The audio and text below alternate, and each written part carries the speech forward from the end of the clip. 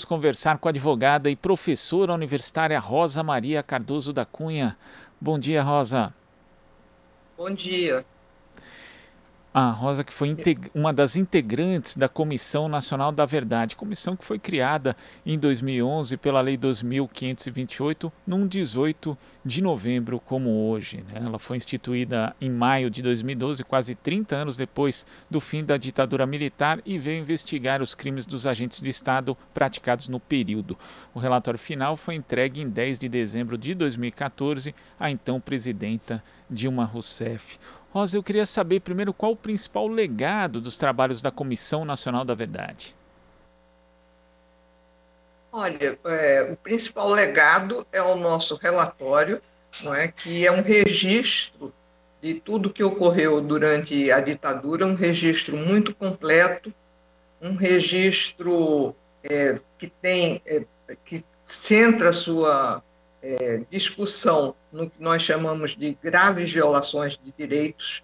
Não são os crimes que nós temos previstos no Código Penal, não são ofensas, violações de princípios constitucionais, mas é alguma coisa que está ligado ao direito internacional dos direitos humanos.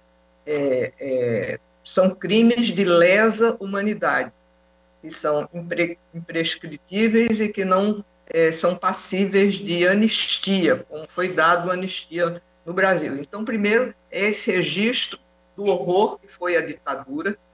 Não se trata de um problema de censura, do medo que havia na ditadura, da interdição a projetos culturais e outros tipos de projetos, o que aconteceu nas universidades. Então, é algo mais grave, tortura, execuções sumárias, desaparecimentos forçados, ocultação de cadáver. Nosso relatório se debruçou sobre estas questões e as expôs com muita clareza e com muitas evidências. E depois fez recomendações muito fortes. As principais dessas recomendações em relação aos militares. Então, certamente, os militares não gostaram da Comissão Nacional da Verdade, da instituição da Comissão Nacional da Verdade, e tem queixas profundas, verbalizadas com diferentes retóricas, uns dizendo que é mentira, que era um conjunto de mentiras, outros até de uma forma mais cordial, dizendo que era necessário uma pacificação nacional, então que não poderia haver um tipo de registro daquela natureza. Mas o fato é que esse relatório é um relatório que foi lançado em todo o mundo, que se preocupa com essas questões de transição de regime, né? Foi um relatório muito elogiado pelos centros de pesquisa. Você imagine que esses relatórios de Comissão da Verdade, eles têm uma nota de 1 a 7. O nosso teve a nota 6, o grau 6, e teve 6 porque a nossa comissão foi uma comissão muito tardia, retardatária, feita 50 anos depois dos fatos acontecerem. Então, nós, comissários e vítimas e militantes dos direitos humanos, ativistas de direitos humanos, não poderíamos fazer nada para suprir, né, essa lacuna, esse problema havido, que era a passagem de todo esse tempo que foi necessário para que se conseguisse constituir essa comissão. Você citou a reação dos militares em relação à Comissão Nacional da Verdade. Houve, à época, manifestações públicas, inclusive de integrantes do atual governo, de pessoas que passaram pelo governo de Jair Bolsonaro, mas houve ali uma tentativa de interferência direta por parte de integrantes das Forças Armadas nos trabalhos da comissão? Não houve, não era o momento. Naquele momento se discutia muito o que tinha acontecido, nunca se discutiu tanto a ditadura, nunca se revelou tanto os malfeitos da ditadura como naquele momento. Então, eles não reagiram, eles verbalizaram muitas críticas, né? E muitas, não só críticas, mas xingamentos mesmo, à Comissão da Verdade, à presidenta Dilma, mas não tiveram esse tipo de intervenção. Só que nós fizemos mais de 80 ofícios, nós da comissão, fazendo perguntas a eles, até porque tinha havido já uma comissão de anistia em que o Estado reconhecia que tinha havido aquelas violações graves de direito. Havia sido criada, antes da comissão de anistia, inclusive, uma comissão especial sobre mortos e desaparecidos, né? Então, o próprio Estado brasileiro já havia reconhecido, no campo das reparações, que a violência da ditadura brasileira, de modo que já estava reconhecido que, inclusive, em determinados locais se deu execuções, tortura e tudo isso. E nós buscamos essa confirmação pelos próprios militares, buscando o reconhecimento pela instituição de que tinha havido aquele tipo de atrocidade naquele momento no Brasil. Mas eles ou não responderam de tudo, ou responderam parcialmente, ou mentiram. Isso tudo está dentro do relatório, né? Tem um longo capítulo sobre a nossa discussão com as Forças Armadas, a nossa locução para as Forças Armadas, as não respostas, tudo muito bem relatado. É um capítulo importante. Infelizmente, não é como um grande registro, um grande livro, que tem, inclusive, 3 volumes, e dentro dos volumes tem mais textos do que um volume só, às vezes, mas as pessoas não leem por completo, né? As pessoas conhecem alguma coisa, conhecem as sínteses. Esse relatório está exposto até hoje, você põe Comissão Nacional da Verdade, você encontra lá não só o relatório, mas encontra audiências que nós fizemos, encontra artigos que nós escrevemos, discussões, falas. É muito completo isso, né? Isso está à disposição da sociedade, de todos que se interessem por essa questão. E o relatório traz evidências, provas, né, de que houve, de fato, esses crimes cometidos por agentes do Estado durante a ditadura. Mas o que significa para a democracia formal esse fato que você citou das Forças Armadas não terem reconhecido esses crimes cometidos, mesmo com o Estado brasileiro já tendo feito esse reconhecimento, Rosa? E essas provas que nós juntamos, que podem ser chamadas de evidências também, não são somente o testemunho, a palavra das vítimas. A Comissão da Verdade é uma instituição que expressa a palavra, o ponto de vista das vítimas. Não é uma história contada por historiadores, como há vários historiadores brasileiros importantes que narram, fazem uma narrativa sobre a ditadura. Mas essa história não, essa história parte de quem foi vítima, de quem sofreu, ou de quem assistiu familiares, né, esses crimes praticados contra pessoas de sua família, ou ativistas de direitos humanos também, que acompanharam essas lutas. Mas, então, além desses testemunhos, nós vamos ter também perícias feitas por peritos dos institutos de criminalística, dos institutos médico-legais. Então, nós temos ancorando a palavra dessas vítimas, perícias, mostrando o que aconteceu, mostrando, por exemplo, como um laudo que foi feito, dizendo que a pessoa reagiu e foi morta, mas quando se examina e se estudou os laudos, né, peritos técnicos com um profundo saber a esse respeito, mostram que a morte não aconteceu daquela maneira. Houve também visitas aos locais de suplício e de execução, e elas foram acompanhadas por quem sofreu e que foi aqui, e realmente se constatou que ali, apesar de ter havido mudanças, reformas, que procuravam escamotear, esconder que tinha havido ali, era reconhecido aquele lugar como lugar onde ficaram presos, onde foram torturados, e questões dessa natureza.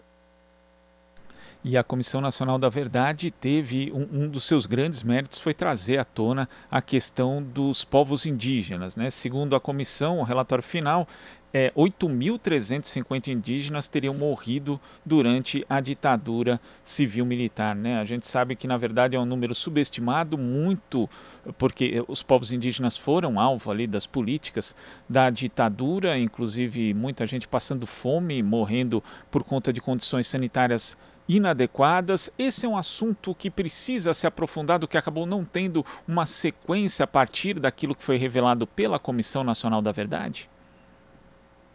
A Comissão da Verdade, a Comissão Nacional da Verdade, se organizou em grupos de trabalho, né? Um grupo de trabalho que produziu relatórios sobre essa questão foi o grupo dos indígenas. Houve grupos sobre a perseguição no âmbito das igrejas, houve grupos sobre a perseguição no meio sindical, né? A cumplicidade dos empresários brasileiros, que inclusive resultou numa grande investigação onde a Volkswagen foi condenada, e depois desse processo, em que a Volkswagen foi condenada a pagar uma indenização àqueles que sofreram brutalidades durante a ditadura, e também a trabalhadores em geral, houve um tipo de reparação, de indenização. Então, esse processo teve ampla divulgação aí na igreja, na mídia, o caso da Volkswagen, mas há outros casos também, várias outras empresas que continuam a ser investigadas, porque é muito importante que se saiba que a ditadura teve o braço armado dos militares, por isso nós chamamos de ditadura militar. Eles puseram a sua testa na frente do movimento, mas foi um empreendimento civil-militar. Antes de 64, muitos grupos foram formados, grupos de civis, né, que vinham articulando todo o golpe que foi imposto a João Goulart. Agora, em relação a... Foi Peixe, por exemplo. Pode completar, Rosa, desculpe, perdão. Não tem problema. Então, é preciso que isso fique claro, né, que o empresariado brasileiro participou fortemente, e que houve, inclusive, uma ditadura fabril dentro das fábricas, né? Houve uma ditadura dentro da ditadura, uma ditadura muito pesada, porque ela se manifestava, se expressava através de uma vigilância e de um controle contínuo sobre os trabalhadores, né? E sobre listas negras que eram feitas, eles eram despedidos e não encontravam mais trabalho. Então, ao lado da superexploração econômica que aconteceu no período, e a ditadura foi feita para isso, assim como o golpe agora de 2016 foi sucedido por um governo Temer, e que foi feita uma reforma trabalhista que degradou, precarizou profundamente as condições do trabalhador brasileiro. E então é preciso o tempo todo estar denunciando isso, porque a superexploração econômica é algo que nós temos de discutir, buscando direitos sociais que protejam o trabalhador nesse regime que nós chamamos de capitalismo e que tem uma duração tão longa na história de nossas sociedades. Essa é uma questão. E outra questão é a violência direta, física e psíquica, também praticada contra o trabalhador, e que é intolerável, inaceitável que o capitalismo faça acompanhar seu modo de produção de trabalho, produção de riqueza, de extração de valores do trabalho de quem trabalha, faça acompanhar isso com violência. E você mencionou na sua primeira resposta, Rosa, a questão das recomendações. Foram 29 ali no relatório, algumas, como você também já disse, o não reconhecimento da culpa por parte das Forças Armadas dos crimes cometidos durante a ditadura não aconteceu, mas tivemos outras recomendações que acabaram tendo andamento, por exemplo, como a introdução da audiência de custódia no nosso sistema de justiça. De uma forma geral, como é que você vê o cumprimento dessas recomendações que foram feitas pela Comissão Nacional da Verdade? Algumas que estavam ligadas, porque nós temos as 6 primeiras recomendações são em relação aos militares, e foram as mais importantes do nosso relatório, né, que não era somente que a instituição reconhecesse a sua culpa, mas também que houvesse uma ação de regresso contra o que eles tinham feito o Estado gastar pagando indenizações contra a instituição, a não aplicação, a não concessão dos dispositivos relativos à anistia a esses militares que praticaram graves violações, também a questão de cursos e lições sobre o que é a democracia. Em geral, os militares não têm esse tipo de cultura de entender o que é o Estado de Direito, o que é a democracia, o que é a separação de poderes, né, o que é democracia representativa, são direitos sociais. Não há essa cultura dentro das Forças Armadas. Então, uma recomendação é que houvesse cursos para o ingresso dos militares na carreira, cursos dentro para a seleção, para a promoção. Então, foi algo assim, as recomendações aos militares foi algo bem exaustivo, que passou até pela proibição de comemoração do golpe de Estado de 64. Mas houve também, a comissão não podia deixar de acompanhar reivindicações que a sociedade fazia naquele momento. E em relação a isso que você perguntou, né, das audiências de custódia, foi uma daquelas recomendações que não foi só da Comissão da Verdade. A Comissão da Verdade encampou reivindicações do movimento social naquele momento.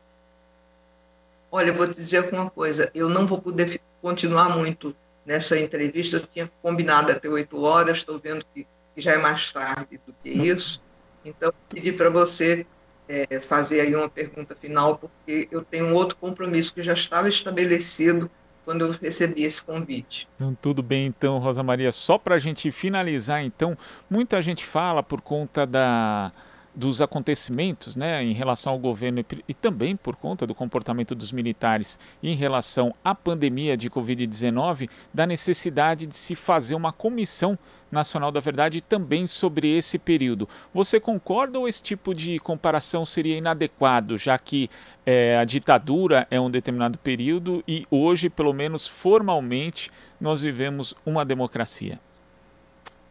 Então, comissões da verdade são instituições usadas basicamente para acompanhar dentro daquele processo que se chama de justiça de transição, que acompanha não só a passagem de uma ditadura para uma democracia, ou de uma guerra civil para um regime que se quer fazer democrático, mas também nos processos de descolonização na África, na Ásia, foram criadas comissões da verdade, também nas transições de nazismo para a democracia, também nas transições dos regimes soviéticos, né, do tipo de autoritarismo, de totalitarismo que houve nos regimes comunistas para um regime democrático. A Comissão da Verdade serve para tudo isso. E tem comissões da verdade também, como o Canadá teve, para investigar questões havidas em relação a populações indígenas. Pode ser dado, sim, esse uso à Comissão da Verdade. Inclusive, em algum momento, assembleias legislativas criaram comissões da verdade, não nacionais, né, mas do Estado que estava criando, para estudar, para examinar, para investigar massacres que tinha havido na segurança pública, do ponto de vista da segurança pública, produzidos pela segurança pública naqueles estados, pelas polícias estaduais. Então, pode sim se fazer. Eu acho que é precoce pensar agora na Comissão da Verdade, antes de nós enfrentarmos, né, os problemas mais agudos que a população está passando. Primeiro, procurar realmente resolver melhor, dar um acompanhamento melhor a esse problema da pandemia, que não terminou. E o mundo inteiro está nos mostrando que esse problema pode se prolongar e se reatualizar de formas bem diferentes. Os países europeus estão nos mostrando isso. Mas também nós temos que enfrentar aqui no Brasil o problema, a situação econômica gravíssima, né, que levou a uma parte considerável da população à situação de desemprego de fome e de miséria. Então, antes de uma comissão da verdade, eu acho que nós temos que jogar nossas energias para resolver esses problemas que são emergentes hoje na vida brasileira. Rosa Maria, eu queria agradecer muito a sua participação aqui no Jornal Brasil Atual e até a próxima. Até. Bom dia para vocês e eu desejo que vocês hoje trabalhem de uma forma muito interessante mais sobre esse tema, que é um dia de celebração da criação dessa lei, cujas virtudes eu nem tive a oportunidade de falar. Mas, para além da instituição específica da Comissão da Verdade, essa lei foi muito bem feita, tem um marco teórico muito importante, trouxe para a nossa discussão conceitos e direitos, né, porque através dessa lei que se institucionaliza no país, se institucionaliza um direito que havia, assim como direito pensado pelas vítimas, pelos militantes de direitos humanos, mas ele não estava institucionalizado. E essa lei, a 12.528, institucionaliza no ordenamento jurídico brasileiro os direitos à memória e à verdade. Obrigada, então, e até qualquer momento. Nós que agradecemos. Conversamos aqui com a advogada, professora universitária integrante da Comissão Nacional da Verdade, Rosa Maria Cardoso da Cunha. Você está ouvindo Jornal Brasil Atual. As notícias que os outros não dão.